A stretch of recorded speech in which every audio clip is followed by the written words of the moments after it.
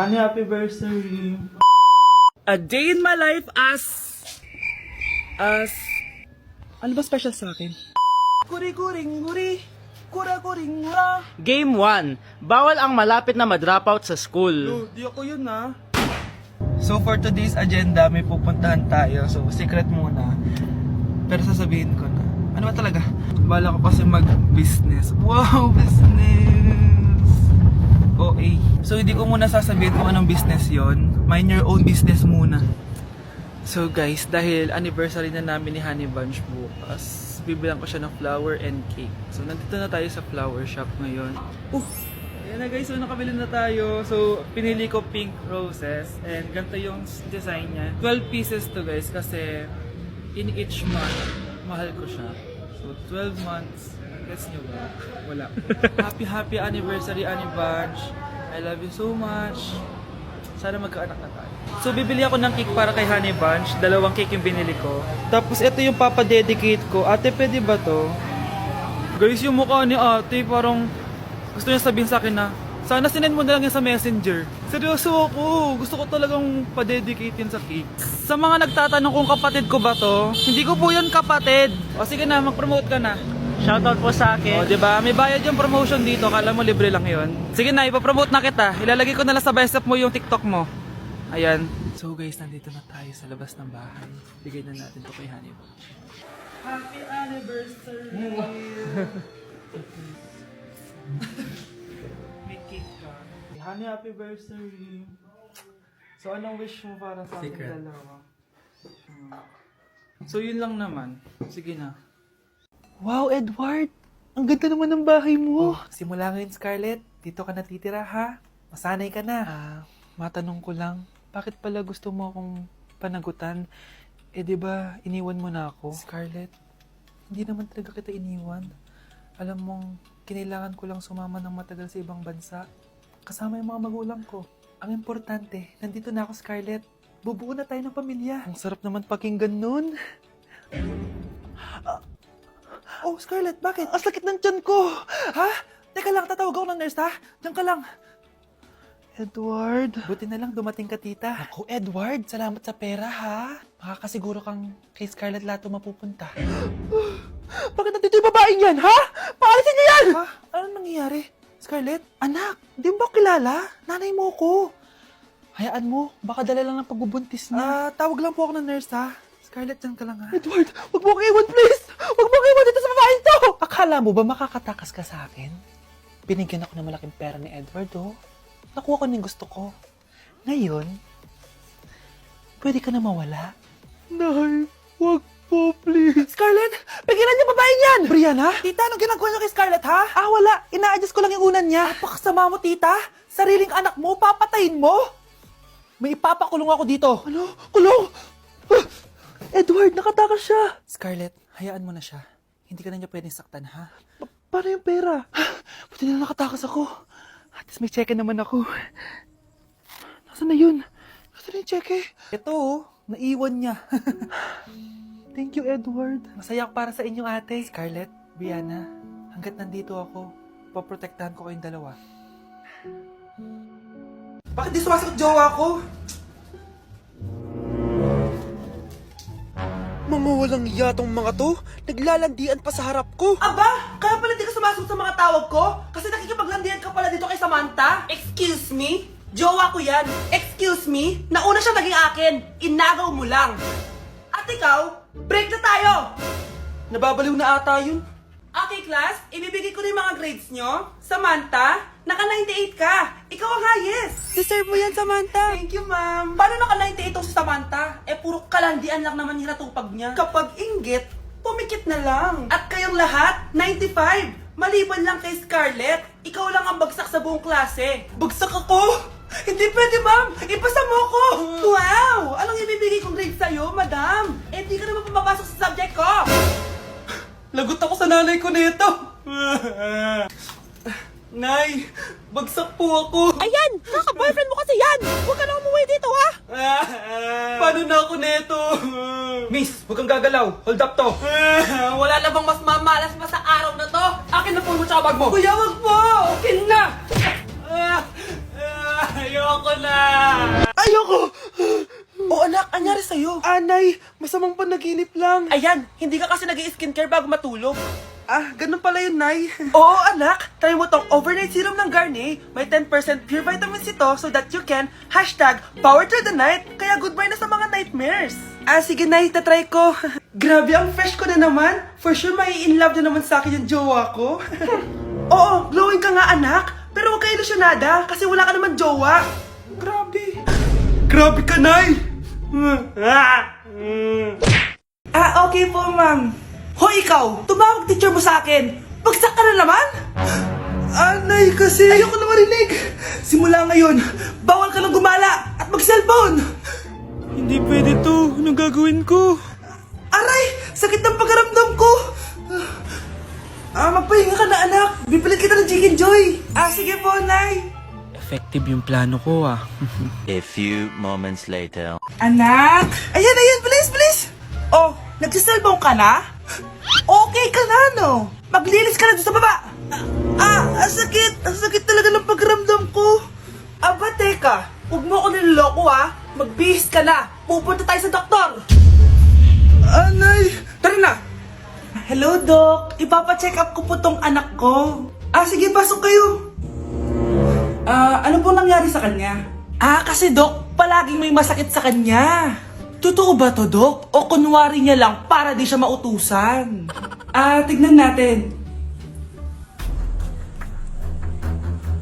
May malalang sakit yung anak mo! Ha? Mamamatay na siya? Di ka magiging OA, mama. Meron akong gamot dito, ma'am. Last stock na lang to. Ipainom mo na. Effective yan, ha? Iinumin ko na, Nay, ha? Ayan, Nay. Okay na pakiramdam ko. Ayan, huliin niyo na yan. Ano mangyayari? Isa siyang peking doktor. Kaya ikukulungan namin siya. Ha? Anak, ano nangyayari sa'yo? Anak! Ay, expired na pala yung gamot. Walang iya ka!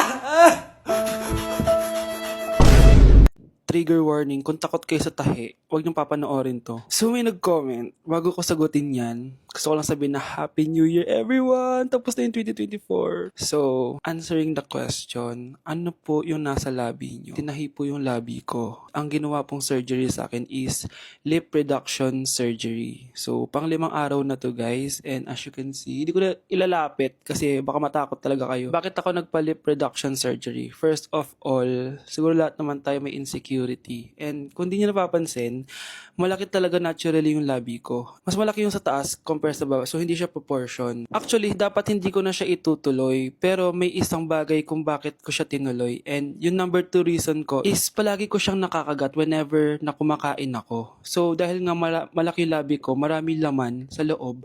So, kapag ngumunguya ako, nakakain ko siya. Ang tendency, hindi nawawala yung singaw ko. And lumalaki yung singaw ko kasi palagi ko siyang nakakagat. Imagine, hindi lang isa, hindi lang dalawa ko siya beses nakakagat, kundi siguro mga 5. Ganun kalala. So, dugong-dugo talaga. Kaya tinuloy ko na rin siya para finally mabawasan na yung laman niya sa loob at sana hindi ko na siya makagat in the future. Pero syempre, para mas maging confident na rin ako sa mga pictures. Kung nagtataka kayo kung bakit after Pasko or December 26 ako nagpa-surgery, is yun yung earliest na appointment na pwede yung doctor ko. And yun na yung ginrab ko since kailangan kong gumaling before ako bumalik sa school. Kasi di naman ako pwedeng bumalik sa school na nang ganito yung sitwasyon ng bibig ko. Paano ako magre-report, diba? Ito na ata yung sinasabi nilang New Year, New Me. So yun lang naman guys. Again, Happy New Year. Wishing you all the best in 2025. Babalik na ako sa content ko. Promise, pag gumaling na talaga to. Bye-bye. Ano ba naman yan? Bahay ba to? Junk shop? Ang kalat! Hoy ikaw, maginis ka nga. Huwag ka puro cellphone dyan. Sige po, Nay. Ay, natapos din. Nay, tapos na po ako. Oh, hindi ka pa tapos? Nakikita mo to? Hugasan mo mga plato dito. Meron na naman. Sige po, Nay. Oh, pagkatapos mo dyan, magpunas ka ha. Nay, sandali lang, ang dami niyong utos. Nagreklamo ka. Gusto mo kunin ko cellphone mo? Sabi ko nga, Nay, maglilinis na ako. Oh, pagkatapos mo dyan, ilabas mo yung mga basura doon. Bilisan mo, marami pa akong utos sa'yo. Meron na naman. Titigil ka din sa kakautos mo, Nay. A few moments later. Yan, nakiga ka na naman? Tumayo ka nga. May utos ako sa'yo. Nay, masama po yung pagkaramdam ko. May sakit ka? O sige, ako na lang maglilinis. Magpahinga ka dyan, ha? Sige po, Nay. Yes, gumana din yung plano ko. Makakapaglaro na ako! Ay, may nakalimutan ako sa taas. Sa wakas wala na nag-uutos sa akin. Akala mo may isahan mo ko, ha? 1 hour later. Anak! Oh, bilisan niyo! Anak, binalan kita ng merienda. Oh, kumain ka na. Salamat po, Nay. Anak, binalan din kita neto. Para saan po yan, Nay? Pangampas sa'yo, punyeta ka, niloloko mo ko. Sakit-sakitan. Akin ang cellphone mo. At dahil dyan, ikaw maglilinis ng buong bahay. Tama na! Sawang-sawa na ako sa mga utos mo. Aba, sumasagot ka pa, ha? Humanda ka sa akin. Class, may joke ako. Anong hayop ang hindi marunong magtago? Ano po, ma'am? Eh di, elepante, kasi di ba malaki siya? Corny ni Ma'am Rubes. Nakakatawa ka talaga, ma'am. Oh, +1 sa Samantha, ha, kasi siya lang yung tumawa. Thank you, ma'am. Lo, pwede pala yun? Ma'am, eto po, para sa inyo po to. Hala, ang ganda naman nito. Balita ko po kasi, ma'am, mahilig kayo sa halaman. Thank you, Samantha. Baka naman, ma'am, plus points sa quiz natin kanina. Sure, +5 ka na sa akin. Ikaw pa ba? Hala siya, pasip-sip to kay ma'am, oh. Okay, class dismiss. Pwede na kayo umuwi. Ma'am, ako na po magdadala ng mga gamit nyo para di po kayo mahirapan. Hatid ko na po kayo, ma'am. Aba naman, buti pa si Samantha, matulungin. Ginagawa niya lang naman yun para magka-plus point siya. Ay, nakakainis si Samantha, no? Halatang nagpapasip-sip lang siya kay ma'am. True. Kaya siya yung top 1 palagi eh, dahil sa mga binibigay na points si ma'am. Guys, tingnan nyo. Convoy yan ng magulang ni Samantha tsaka ni ma'am. Babayaran daw si ma'am para maging valedictorian si Samantha. Grabe. Sumusobra na kayo. Okay, class, may i-announce ako. Ang valedictorian natin ay si... Sino pa ba? Eh, di si Samantha. Hala, totoo ba? Hindi ko expect. Congrats, Samantha! Ang galing nyo! Ang galing mong bumili ng grades. Ha? Scarlett, sit down! Ay, no! Convo nyo to, diba? Magkano binigay sa'yo, ma'am? 1,000,000? Wow, easy money! Hala, nagpapabayad si Ma'am. Grabe. Ano kaya magiging reaction ng principal pag nasend ko to sa kanya? Hindi yan totoo! I-delete mo yan! Oops! Sorry na send. Deserve nyo yan. Lumalaban kami ng patas dito. Kailangan nyo managot. Day 1 sa Pinas! So kakauwi lang namin galing Japan, 2 linggo din kami doon. At December 12 ngayon, alam nyo ba kung anong meron? Pag nahulaan nyo, di pwede na kayo maging manghuhula. Mali! 59th monthsary kasi namin ni Honey Bunch, tapos nag-request ako na kumain kami sa labas. Kaya naman, tara, ayain na natin siya. Honey Bunch, excited ka na ba? Huy! What? Ano ba? Ano problema mo? Gutom na ako! O tara na, kumain na tayo. Let's go! Guys, nag-aabordo na tong kasama ko kaya kumain na tayo. Tara na! Dito nga namin napiling kumain sa Chili's. Nag-crave kasi kami na something new pero sobrang sarap. Ito nga pala yung mga in-order namin, yung baby back ribs. Sabi ko parang ang sarap nito, itong fajitas. Tapos sabi ko kuha din tayo ng dessert, yung high and mighty pie. Unang napansin ko yung ganda ng ambience ng store nila. Habang sineserve nga yung mga pagkain, ayan no, sobrang saya na ni Honey Bun. Tululaway talaga mga be. Kita niya naman na sobrang tender at humihiwalay na talaga yung meat sa buto. Grabe, unang kagat ko pa lang, heaven na. Tignan ko na lang kung magreklamo pa tong isa. Next naman namin tinry itong fajitas. Nirarap pala to guys. Ilalagay mo lahat yan, tapos maglagay ka ng sauce, tapos sabay-sabay mo kainin. Nung kinain ko to, iba-iba yung nalalasahan ko pero ang sarap ng combination. Hindi na nga rin nagpahuli tumikim to si Honey Bun. Tignan nyo naman yung reaction niya. At sinerve na nga itong high and mighty pie. Grabe, tignan nyo naman. Nung tinikman ko siya, para siyang ice cream, tas meron din siyang peanut sa loob at chocolate. Grabe talaga to, parang bata oh. Kailangan pang subuan. Grabe guys, sobrang busog na ako. Guys, kasama namin yung anak namin, oh. Masarap ba yung kinain mo? Loaded na nga ako, may baby na ako. Sino baby? Hello? Hala. Lagot. O ano, di ka nagalit, di ka nagutom? Hindi na. For me, sobrang sarap.